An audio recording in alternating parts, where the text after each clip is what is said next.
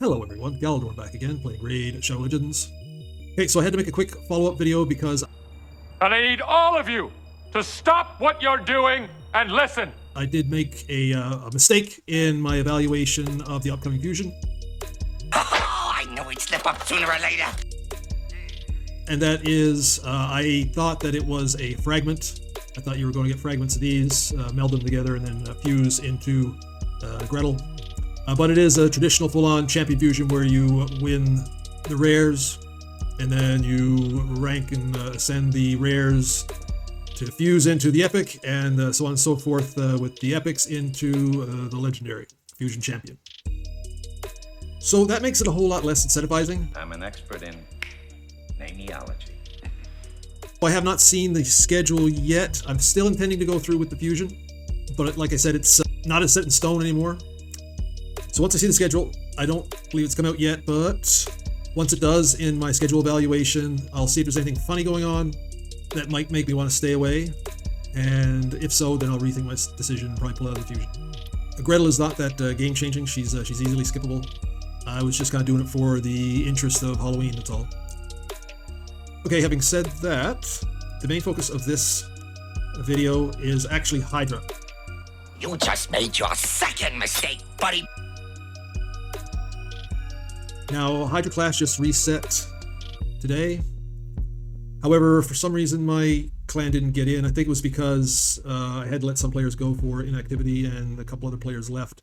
So we probably didn't meet this stipulation. No big deal. I'm the only one who gets rewards at a Hydra clash anyway, so it's no big blow to the rest of my clan. And, you know, that's fine. Everyone's sort of new or alts or whatever, right? You know, a lot of people are still developing. But having done so, I did run my Hydra team, and right now I'm doing normal. And usually normal I can do 2 keys. At least I did before the nerf, because this team here I would get generally around 70 million points. But as you can see here, it's knocked about 30 million off of my score. The last 2 runs I've made since the nerf with this team, well, actually it was kind of a variation of this team I was playing around, so it wasn't exactly this team. But still, they've both of them were just a bit over 40 million, so yeah, it's knocked 30 million off. And I think this is probably the experience of a lot of, say, the 90% of players in this game. And as you can see, you know, it's nothing great. You know, 70 million damage, people scoff, laugh at that, yeah, whatever. I just saw Boozer put out a video where he was testing Gretel and Hydra, and he shut it off. It was like, oh, only 150 million. So yeah, it's pretty small potatoes for me, but, you know, it was good enough to be pushing through into hard. And I was enjoying developing my team. So I think, yeah, from a perspective of someone just one of the great unwashed down in the 90%. You look like the piss boy. That what they did to, you know, fix a part of their game that probably they did because there was, you know, some people out there that were abusing the system. But Raid developers approached it in the way of a friggin' politician. And they did it in a too simplified way and weren't concerned about, you know, the vast majority of the population when they did it. But, however, I think I would know how Raid could get back in the good graces of the majority of its player base. Maybe it would piss off the whales, so maybe they wouldn't, right, for some reason. But how about this? How about they change the setup completely, where you can go into whichever level you want. You don't have to progress, your clan does not have to progress up through, you know, to Nightmare. That way people could choose, just like Clan Boss, you know. People can go right to Ultra Nightmare. And then cap the normal, maybe even the hard, down to, like, you know, a set number of points, so that you won't have people going in and abusing, you know, the easier levels to crank up, you know, enormous scores for Hydra Clash. Cap this, I don't know, cap it at 1 billion points.